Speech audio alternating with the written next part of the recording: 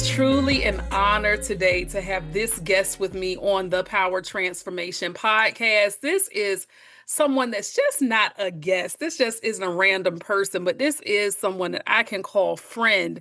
And that is none other than Brittany Russell. Welcome, Brittany, to the Power Transformation podcast. Thank you. Thank you. It's so good to be here with you. I'm excited about this opportunity and I'm looking forward to chatting with you. And yeah, let's go. Yes, I do too, girl, because you have such a powerful story of transformation, resilience, overcoming obstacles, and so much more.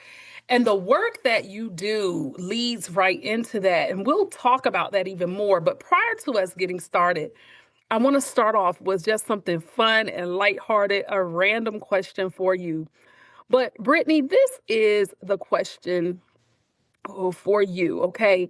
My question for you, Britt, is if you could travel to any place in the world for a dream vacation, a dream getaway, where would that place be? It can be a specific landmark, a city, a country, anywhere. Where would that dream place be for you and why?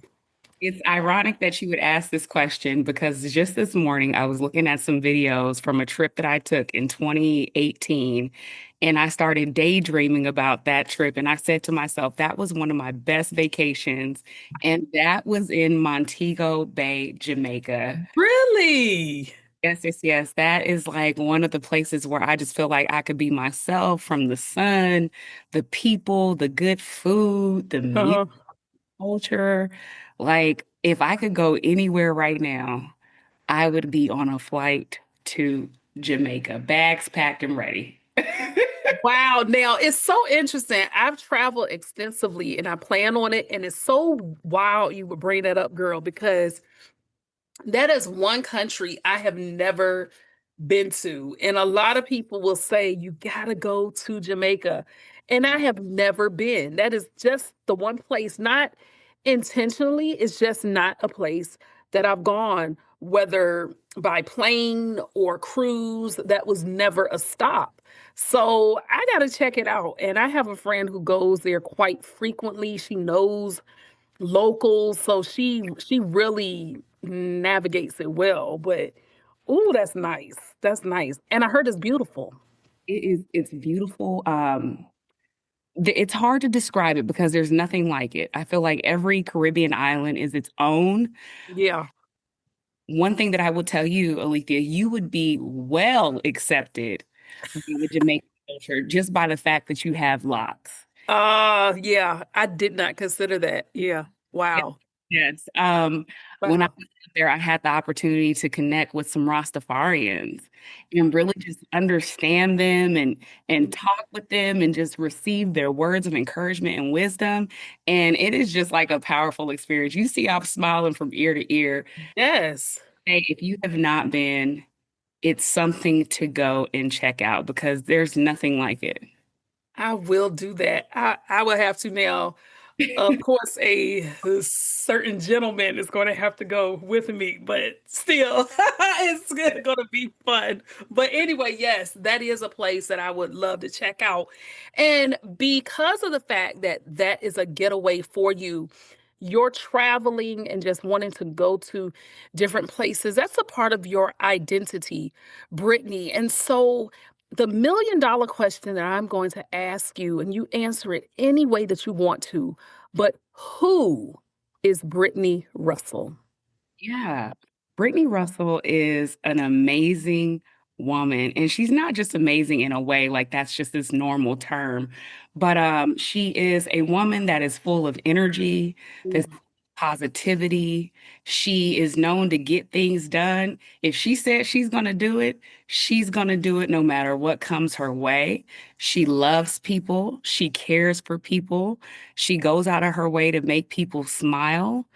She's very forward thinking and always looking ahead and paying attention to things that are going on. She's very innovative. Okay. She's creative and She is a force to be reckoned with. Yes. Oh God. Oh, I love it, girl. I love it. And you said it with such power and confidence. And that is so beautiful because you had a clear understanding of who you are. And that ties in and connects exactly with what you do. And we'll go more into the details later, but just briefly, for about a minute, tell us exactly. You are a self image and reset energy strategist. What is that? Yeah, so let's start off with the self-image. A lot of people don't know this about me, but I am a certified makeup artist. And so that's something that I just kind of have kept to myself for a very long time. But after, stepping into this new season of my life where I'm really stepping into my coaching practice and scaling my business, I've taken that toolbox and I've brought it with me. And so what self-image is, it's one thing to look good on the outside, everyone, but it's also about how we feel on the inside because you can have yourself together, made up, but with what's going on inside. How is your heart? How is your spirit? And so I help women to really, how can I say this? I help them to really understand who they are at the core, beyond their titles, their accomplishments. I help them to build their confidence and their self worth. Mm, When someone does ask them a question such as, who are they? They're not starting off with their title or, I'm a wife. And I'm not saying that there's anything wrong with starting off like that, but they know who they are at the core. And then also the self image part, a piece of that involves how you present yourself to the world. mhm, Are you carrying yourself? Are you dressing the way that you want to dress? Is your makeup done the way you want it done? Do you wear your hair in a style that you feel that compliments you? It's this holistic thing. So really helping them feel good from the inside and the outside. And then with the resetting of your energy, I have been through 2 rounds of burnout within the last 5 years. And a lot of it was because of how I was just allowing my energy to be pulled in different directions. That looks like not having any boundaries, constantly people pleasing, mm, not resting, not eating well. And so, as a reset energy coach, what I do is I help people, one, learn how to eat foods that work for their body. That's key. Okay. Two, I help them become confident in saying no, setting their boundaries, clearing off their calendars, mhm. finding different processes in their life that will allow them to have more time and energy to do the things that they love. And then also, we start looking at how they're taking care of themselves spiritually, emotionally, mentally, taking time to meditate, spending time in nature and time with yourself. So those are just some of the things that I work with my clients when it comes to resetting their energy and a little bit about, self-image. Wow. And it's so clearly stated and well put together, which shows that this just didn't happen haphazardly, that there's been some work that's been done to this. And to lead up to that work, I want you to take us back, Britt, to your Brit is what I call her, but yes, Brittany. Um, Take us back to your early vision. You grew up in Los Angeles, you live in Atlanta, but take us back then, growing up in LA and stepping into what you were going to do for what you thought was going to be your career. Take us back to that of when you stepped into your initial career. What were your original expectations for your life and for your identity as a whole? Yeah, so I think that that's a wonderful question. When I look back and I think about my expectations back then, I'm going to be honest with you. Like many others, I was told that there were certain things that I needed to do to achieve what is considered to be success. Okay. That looks like going to school to get a degree, getting a high earning job, climbing the corporate ladder, retiring with that company. Like that was the vision that I had when I had first graduated. And it's pretty interesting because growing up in LA, I want to say this, my career has been in aviation. I am Mm, an aviation enthusiast at heart. A lot of people know that about me. And I've been around airplanes my entire life. So I knew early on that I wanted to be in aviation. I knew that as a little girl. I used to tell people I wanted to be a pilot, and then some things changed, and I decided that that wasn't the route that I wanted to go. But I knew that I wanted to pursue aviation. And so that was the path that I decided to go down on. Um, I had this idea that, I would get this degree, and I knew what company I wanted to work for before I had graduated college. And I said, once I got this degree, I was determined to get on with that company and just soar the skies, as they say. mm, And I had this whole entire plan, Alethea. I really did. I knew how I was going to do it. I knew when I was going to do it. I mm. started just mapping out all of these different steps that I was going to take to get to this end goal of what I saw was success. But life decided to take a turn and a pivot Mm. very early on. And it's interesting because looking back, Alethea, I had this plan, I had these expectations, but now as I reflect back, I can see where there were things that were taking place to hint and nudge me to let me know that there was a different path that was ahead of me. I just chose to ignore it. Wow. I chose to ignore it. You know what? Let me pause here. When you said that you chose to ignore it, it makes me think of people in general, many people who may get a sense of urgency or nudge and they just ignore it and they let it roll by. Yeah. What were a couple of the consequences? And you don't have to get too personal, but what were some of the consequences of you initially ignoring those nudges? Oh my goodness gracious. I laugh because I'm like, woo, I could just Mm, some of the initial consequences that I can think of is one, I started feeling unhappy very early on mm. here. And to be transparent, I felt that within the first year of me stepping into my career. But I wasn't truly aware of what was taking place. Another nudge that I had early on was it never felt aligned. I was never satisfied. I never felt fulfilled. It always felt like I should be doing, like, I just always knew that I should be doing something else, that this wasn't quite it.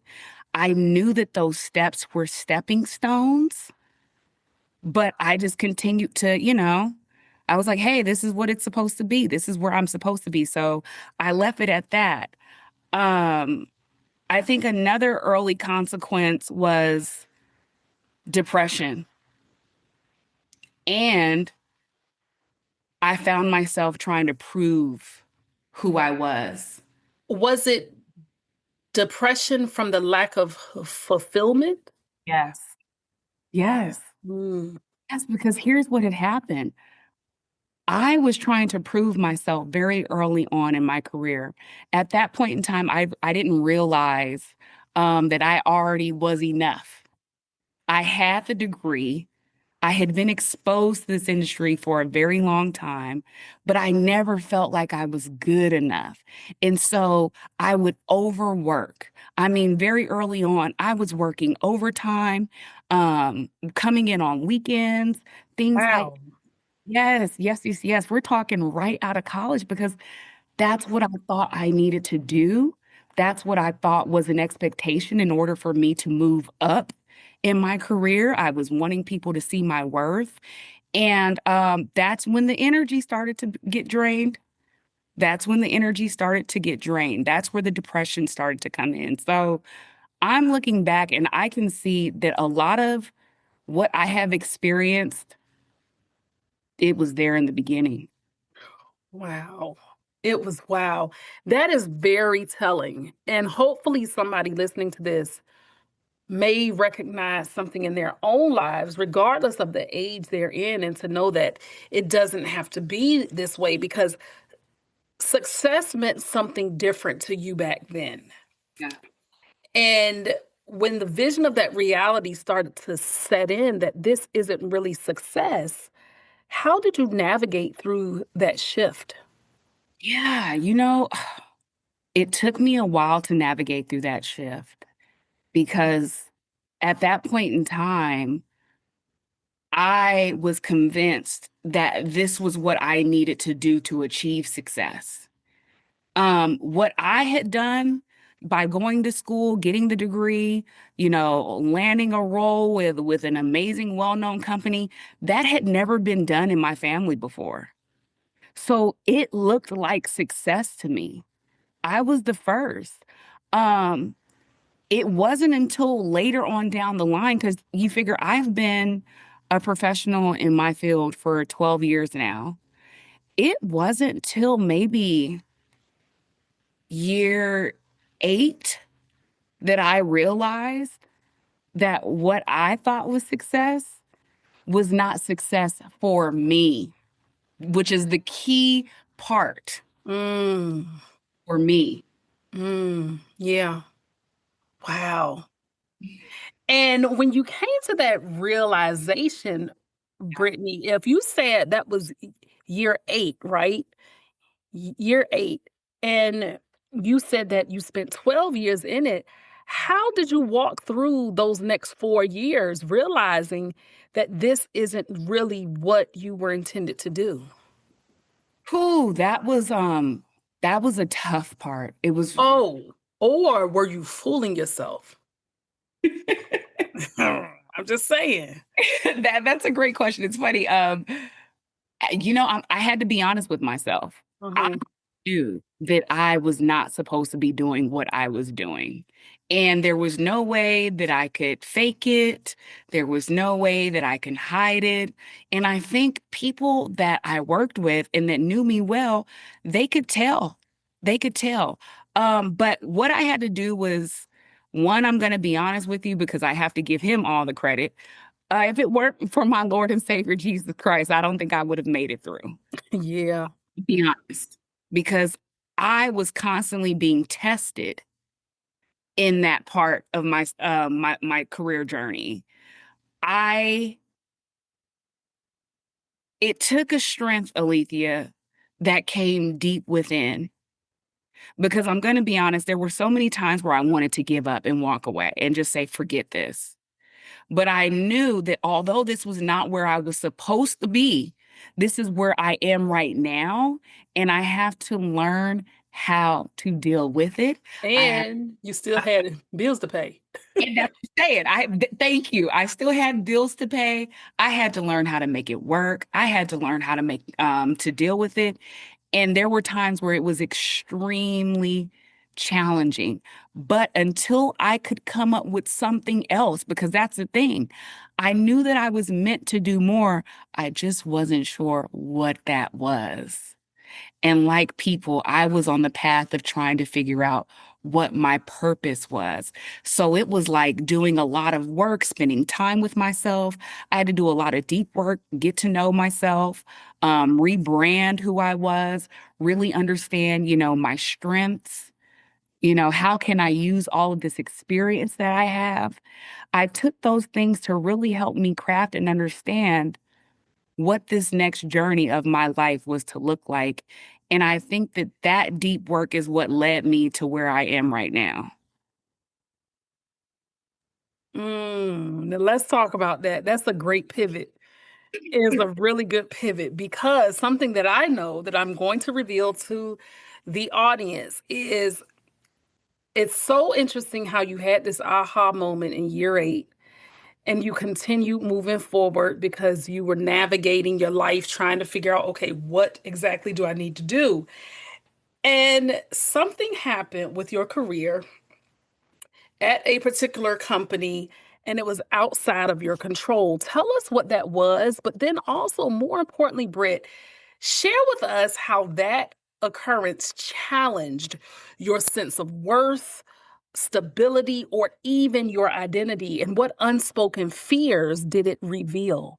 Yeah. So I think that thank you for asking that question because that Mhm. is that's the highlight and that is the aspect of my life that I've really been spending additional time analyzing. Um, I knew that I was called for more. I want to say that. However, the situation that I was in, I kept trying to make it work. I kept trying to make it work and it just was not working. No matter what I did, no matter what role I took, what department I went to, I still felt this misalignment and resistance. And it led up into a point where I was getting ready. It was a Monday morning, Mhm. called in for a meeting with my director, and I was informed that I was going to be laid off or that I was being laid off. Let's put it, yeah, I was being laid off. And I'm going to be honest with you. This is such a great time for me to just really get this out. Mhm. I knew that was coming. Really? Instinctively, you knew. Yes. And we won't go into what the role was, but I know that I'll just put it like this. The role that you had was something that even I thought at the time was perfect for you based on where you were in your life then. Yeah. And when you look back on it and even how you've evolved even more since then, it's that where you are now would have even outgrown that role, even if you had stayed, and that's what's wild to me. Yes. How did you know instinctively? You saw the hand writing on the wall, or you just had an inkling? And you left out a part I will share with the audience. A part Brittany didn't state is she was called in for this meeting on technically was a day she didn't have to go into the office. And so to me, that's always like, hold up, what are they calling me for on a day I don't Yeah. have to go to the office? But with the kind of role she had, it could have actually been a good reason as to why they were calling her in. So it could have gone either way based on the role she had at that time. But how exactly did you know? Yeah. So one thing is I pay attention to what's going on. I'm deeply connected to nature, the world, the things that are going on. And so and also let me say this, I know my industry well. I know aviation well. My mother was in aviation. I've been in aviation. So there are just things that you pick up on that you're like, we're headed somewhere that may not be the best place. But it was actually a week before I was laid off. The Wednesday prior, I had connected with two employees that had shared with me that they heard that layoffs were happening. Now, I had been hearing that layoffs were happening. Um, So when they had told me that, I was just like, that's interesting. And I remember going for a wellness walk with my coworker and just sharing with her, hey, there are layoffs that are occurring, and I don't believe that I'm safe. I said that the week before. Wow. I don't believe that I'm safe. And that's because, I was paying attention to some of the things that we were doing. We were sunsetting programs and we were in an efficient season Hmm. organization trying to streamline and make more of our processes and programs more efficient.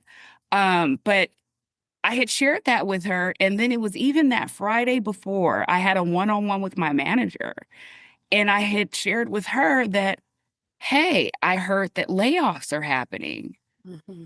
And she was unaware of it at that time.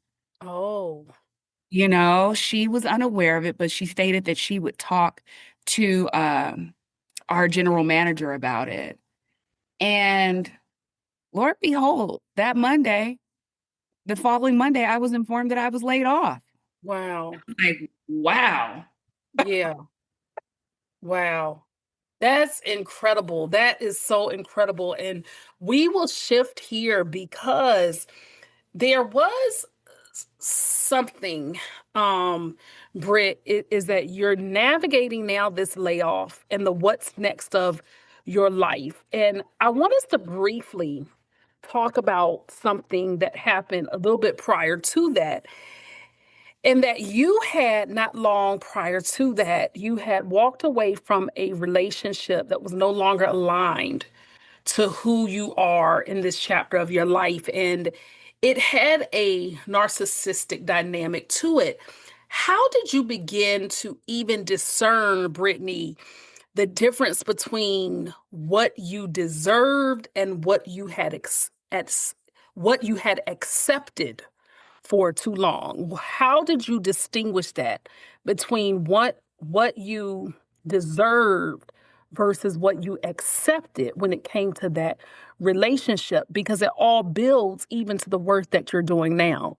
Yeah. And I think that one of the things that I realized, first of all, I knew deep down what I deserved. Mm-hmm.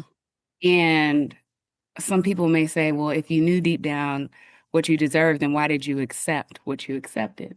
Mm-hmm. Um, I was at a different season in my life where, I did not feel that great about myself. I will say that I thought I felt great, but once you have time to look back, you're like, yeah, you probably weren't in the best, state of mind, or you probably just weren't feeling all that feeling it's funny because I'm getting caught up in my words because I'm processing this, but Yeah. I just didn't feel like my best self. And I feel like that was being projected. And so, how I knew that what I was experiencing was different from what I thought I deserved was it started going against my actual core values. Mm-hmm. However, I would make excuses. I found myself making excuses or me being I'm naturally a coach. So I always want to help people change. I always want to help people grow. And so I was thinking that maybe I could fix this situation and, maybe it'll improve. And if I do that, and I saw that the things that I would try to do weren't actually fixing the situation, that they were more so hurting the situation. Another thing was my intuition and my gut, my body Mm-hmm. wisdom would tell me things. It would give me those alerts, those nudges. And granted, I would go against what I felt and would eventually start to second guess what I was feeling. Mm. Look back, and my body was telling me everything that was happening. It was giving me all the clues to let me know that what I was allowing and what I was accepting was in misalignment with who I was at the core, and then also who God says I am. Now, let me ask you this and keep it plain because you know how we talk. This just came to mind, and I never asked you this even as a friend. But if it's not your story or it's not something that you own, tell me, and this is no judgment. But could it have been subconsciously too, it was for the sake of having a man? Because as women, sometimes, I'm just going to put it out there because I've been there. Yeah. I've been there in the past where I stayed in something longer than I needed. Thank goodness I'm in the healthiest relationship I've ever been in my life now. But that took years of some really poor choices on my end, even knowing that I deserve more, but accept it because I think it was some type of unspoken or unconscious belief in me, Yeah. a limiting belief like, well, there are people that are worse, or at least I got a man, or did any of that? I'm not saying it had to be the whole story, but did any of that play a part? I'm laughing because that was a huge part of it. Definitely where my mind was. Oh my God. Yeah. Like, More women need to be honest about that. Really. We really do. That is the only way that we are going to heal is by being honest with ourselves and never Yes. look back. I was definitely coming from a place of disparity, like hands down. And it showed up in the kind of man that I allowed in my life. And like I said, Mhm.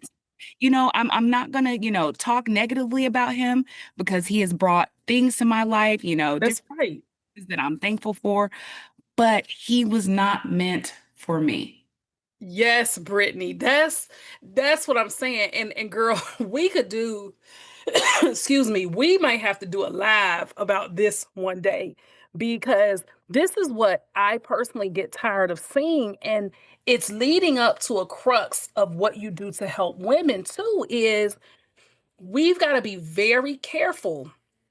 And especially in the Black culture, I will be so transparent is that sometimes we as women can be quick to blame and say what a man isn't doing. Oh, he's not doing this or he's not doing that.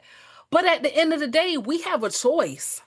And Sure. until you come to the realization and the acceptance that I, as the woman in this relationship, I'm the one making the poor choice to Yep. allow something to continue happening, then I have no room to blame the man. That is just the fact. And I see it and hear it so much more and Yeah. how people blame the other person. Well, take ownership. And it's not letting a person off the hook for certain things, but there are red flags constantly in front of us.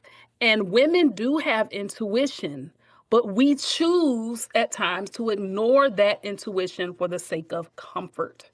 And we have to become uncomfortable in order to heal, in order to really get to that next level of our life. And we Yeah. can either move forward with the plan for our life that's going to be most beneficial or freeze. And so for your case, Brittany, again, many people freeze when the plan falls apart, but with you, what helped you move forward with your Yeah. life, with the breakup, the layoff, all of this, not just externally, but in the way that you saw yourself again? Tell us about that transformation. Yeah. Well, it's interesting because after experiencing the burnout with the job and the difficult toxic relationship, I had lost the sense of who I was. I'm not going to be honest. I mean, I'm going to be honest with you. I had lost a sense of who I was and I had lost touch of myself. And so I was now at a place where I'm having to rebuild my identity and figure out who I am again. And it took a system. It took me creating a system and it took me having a community to help me get there. And then also just becoming uncomfortable spending time with myself. Because it's very easy for us to, get caught up in doing this, doing that, productivity, not wanting to deal with the situation where we just simply, push it aside and we ignore it. No, no, no. I knew I had to deal with it and sit in it. And so what that looked like was one, therapy. I had to go see a therapist because what I had experienced was traumatic and I had to do the work. Two, I had to understand who I was again. Who is Brittany? What is she made of? What does she like to do? What are her strengths? What are her core values? I had to connect with those aspects. Another thing was I had to get back into church. I had to get back into church. I had to start praying. I had to start repenting. And I had to establish a closer relationship with God because that was the true thing that was going to actually get me out of it. And then just being around a group of people that loved me and cared for me in that time and that were willing to pour into me. And Alethea, you were one of those people because you saw me when I was at my low point. You remember. You saw me when it was difficult for me to show up in the coaching space that we were in. And I look at myself now and I'm like, goodness gracious, it took a lot of work, but it really took me being intentional, me asking for help, And me not being afraid of what was ahead. But Mm. back, I said, gosh, that was terrible. I'm sorry. Like, I'm thankful for, the experience because there was lessons learned. But if I could go through that, honey, then I know that what's ahead has to be amazing and it has to be better than what I've just walked away from. And so I think that those are just some of the things that have allowed me to continue to press forward. And then too, my calling. I didn't go through that for me. I went through that for somebody else. Mm. I went through that for somebody else. Wow.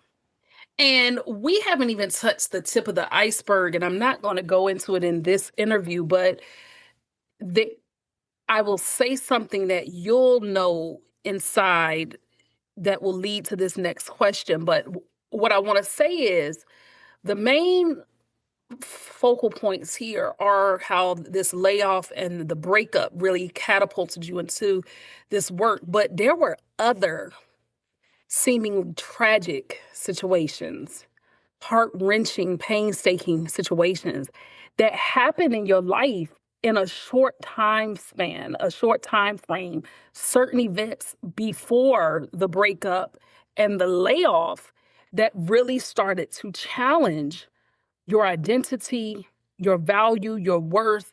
A lot of it had to do with people or situations or places from your past where it seemed as if certain things that you once knew and were familiar were literally being stripped away, never to return again.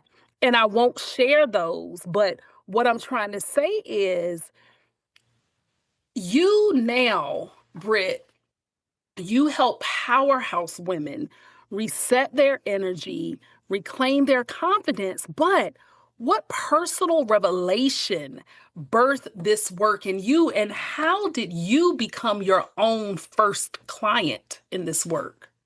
Yeah. Oh, wow. um, for me, it was like you said, Alethea, there were a lot of things that took place and I just we don't have the time to really talk about it. Um, I think one of the major parts of the story was when my life flashed before my eyes. And I shared this with you the other day that I should have been I should have been gone years ago, but I'm still here. And the fact that I'm still here just lets me know that there's something for me to do. Um, that was the thing that let me know, like, okay, you are here for a reason to serve. You are here for a reason to impact lives. You're here to be a world changer. That was when I had the confirmation. But then it's the instances that I went through, the situations that led me to really understand that, hold on, this isn't about you. This is about helping women like you. Women like you that are struggling, that don't know who they are, that are tired, that are exhausted. Your work is to help them. And Alethea, I'll tell you this because before I knew that I was this coach, this strategist, I already had women coming to me letting me know that they admire me, admire my strength. I've always been one to share what I was going through. People know when I'm going through something Yeah, because I talk about it. And, because transparency leads to transformation. That's something that I always say. And I like to give people the space where they can talk about it too. I want them to feel comfortable and safe to share the things that they're going through. But people were letting me know early on that they admire my strength and my work and the things that I've experienced because a lot of people saw me going through it. I didn't get to hide what I was going through. And so all of that let me know, like, when I got past the layoff, when I got past the relationship, it clicked and it was like, this is what you were supposed to do. Now you have to go and help others that have been through the same situation as you have, because nobody knows it better than you. You're an expert. And now it's your time to fully step into it. And so now I am in a season where I am having to really take bets on Brittany. where I'm really having to believe in Brittany. And I'm having to not only just believe in me, but I'm having to remind myself, Alethea, that this is no longer about me now. Wow. Yeah, you've brought others into the fold to help them come to their own revelation. And something that you talk frequently about, whether it's personally or even on your platform, is about this emphasis of being pushed into purpose. And when Yeah. you think about being pushed into purpose, describe for us what that inner push looked like and felt like, and how did you start truly listening, Brittany, to your own voice after silencing it for so long? Yeah. So the pushed into purpose, that looks like you being uncomfortable for a very long time, for things not working, no matter what you try, for being misunderstood. No matter what you do to make someone understand you, they just don't understand you. It also looked like people not understanding my worth, my value. There were things like that that let me know, like, this is not it. And it actually, I have to say this because I want to give this person credit. It was a former coworker of mine. One day we were talking and I was just sharing with her, how it wasn't working and I was doing this and doing that. And she told me flat out, she said, it's not working because you're not supposed to be here. You're supposed to be doing something else. And that's when that light bulb like went off in my mind. And so it just looks like those are some of the symptoms of when you know you're not walking in alignment. But like I said, what will happen is you can stay in one place and stay complacent and comfortable. But if God has a plan for you and a different path for you, he will move things out of the way to make room for you to step into your calling and who you are. And so I was doing my best to hold on to my job and this and that, although I knew, like I said, I wasn't supposed to be there. I was still trying to hold on to it. And he moved it all out the way. Yeah. And that was to make room for this next path that I Yeah, because comfort is familiar. very much so. Comfort is familiar.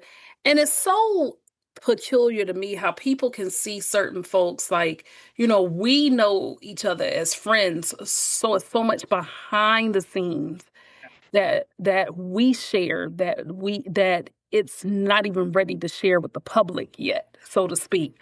But I say that because there's a phrase that I love and it says, people see my glory without knowing my story. Me talking about the health challenges and grief and all that stuff, that's only a tip of the iceberg of a lot of the things that I've gone through or currently am experiencing in my life.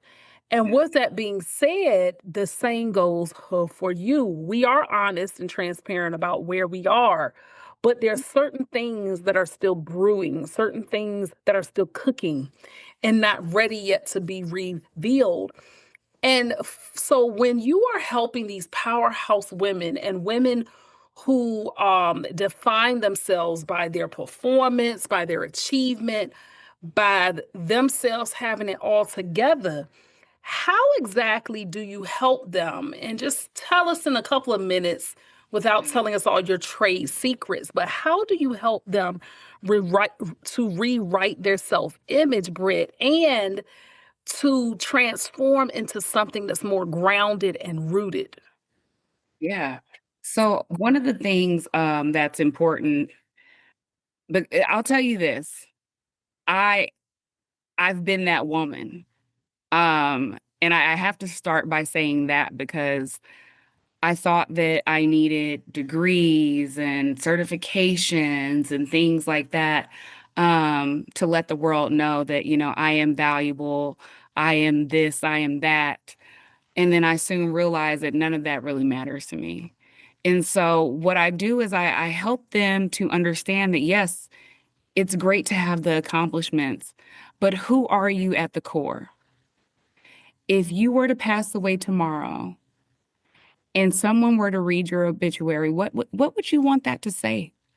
Would you want it to say that you were the CEO of X company, the owner, the founder of this business? No, you want it to truly speak to who you are. And so I think that a lot of times, Alethea, some of us, because I can't speak for all women, but our accomplishments are coping mechanisms. And we typically start those things very early on as children. And so what I had noticed in myself was, yes, I was a determined young woman, a determined woman, but a lot of that determination came from me coping with traumatic things, my childhood experiences, and I used my accomplishments to kind of make myself Mm. be seen powerful. And so it's really having them understand who they are at the core. What are their core values? What do they like to do? What do they want? Helping them understand that their voice has power and that it needs to be heard. Helping them build their confidence where they can show up being the woman that they see themselves as and not Exactly. the woman that the world has, told them they need to be. And just rewriting the narrative that they've told themselves about themselves. That's beautiful. That is absolutely beautiful, B, because I think sometimes we can conceal ourselves behind those accomplishments and behind those titles to not face the truth and the reality of who we are. Yeah. And there's so many people. I always say there are people who are wearing clown faces where they're smiling on the outside. And I know not everybody likes clowns, but this is the best analogy is that clowns have that permanent smile and they're jovial, but deep down inside, we don't really know that person playing the character of the clown. How are they really? And so that's what I think sometimes ambitious powerhouse people in general, your focus is on women, but I'm talking about even for some of the men. There are men out there who struggle with imposter syndrome, self doubt, and yet they are quote unquote successful. And they could really be balling like I don't know what and still lost. If a woman is hearing this and says, you know what, I want to connect with Britt, I really think that I could get something out of her coaching or even just to get a self image reboot, how can people connect with you? Yes, please. I would say reach out to me on LinkedIn. That is the best way. I am I'm shifting into my coaching business after being let go. So I don't have everything formally set up, but LinkedIn is the best way. If you send me a DM, I will respond back to you. We can book a discovery call and just chat and connect. Chat. And when she says she doesn't have everything formally set up, that means she's working on her website, things like that. She knows how to coach. I don't want y'all to think that she Yes. doesn't know how to help you. So Yeah. I'm going to step in here from personal firsthand experience to say, don't let her saying that make you say, wait a minute, she don't have everything. No, not in terms of her credentials. She has all of that. She has experience. But in terms of the bells and whistles, and honestly, you don't even need all that, girl. Look, I just got my website updated and I'm already thinking like, ooh, it's changes that I need to make. So Yeah. And I thank you for that. You know, that's things that people typically think, oh, if you don't have a website, that you're not legit. No, no, no. Let me tell you something. I am very passionate about what I do. I care mhm. about helping people.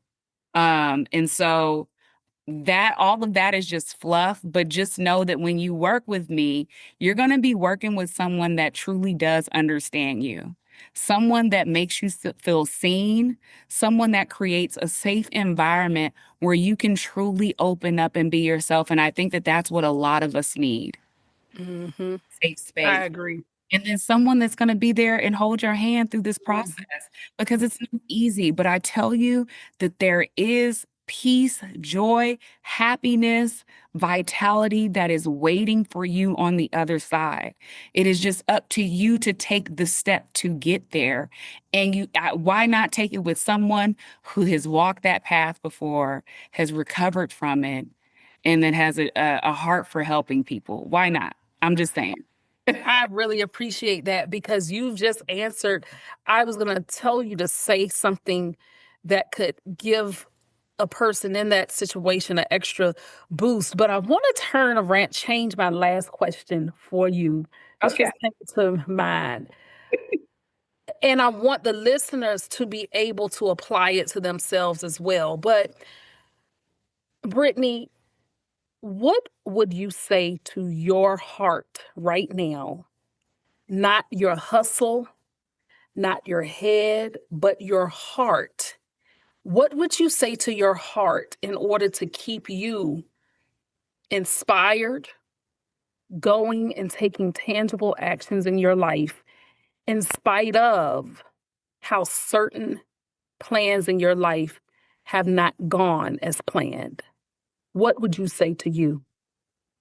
Yeah, the first thing that I would say to my heart is one, that you are loved, you're valuable, you're seen, and you have a reason to be here. And that no matter what has come up against you and what will come up against you. So pause real quick. Turn those into I statements. Okay, let's flip it. Let's flip it. Okay, You're talking to you. okay. Go ahead. I am valuable, I am seen, I am loved. And that no matter what comes up against me, I have everything within me to overcome the challenges. I am called to change lives, and I am called to be a blessing to this earth.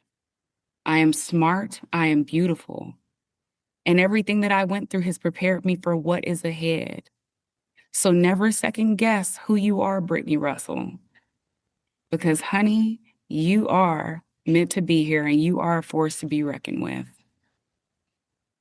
And for everybody listening to this or watching it or whatever, I encourage you to do the same thing. Speak to your heart directly and remind yourself, even if you're a man listening to this, speak to your heart. It doesn't matter on your gender, but really speak to your heart because life does not always go as we planned. But I know from firsthand experience that those unplanned moments can turn into the most extraordinary aspects of life. And Brittany, that is all that I continue to hope, pray for, will hold you accountable to doing is even on the tougher days, keep going.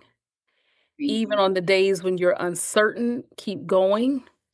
And if you have to change course, change direction, try something new and outside the box, even if it makes no sense to anyone else, you follow it and watch how you will continue to transform this world. And it has been an honor, truly, having you as a guest on the Power Transformation Podcast. Thank you so much, Britt.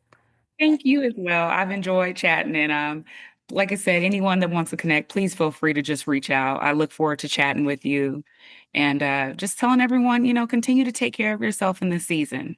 There's a lot going on, and I know that it's tough, but we've got this and we will make it through. Thank you for tuning in to this episode of the Power Transformation Podcast.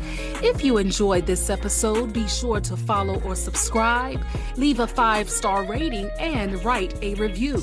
It helps us inspire even more listeners. And don't keep it to yourself. Share it with someone who could use a little power in their transformation. Until next time, keep bouncing back, keep rising, and be good to yourself and to others.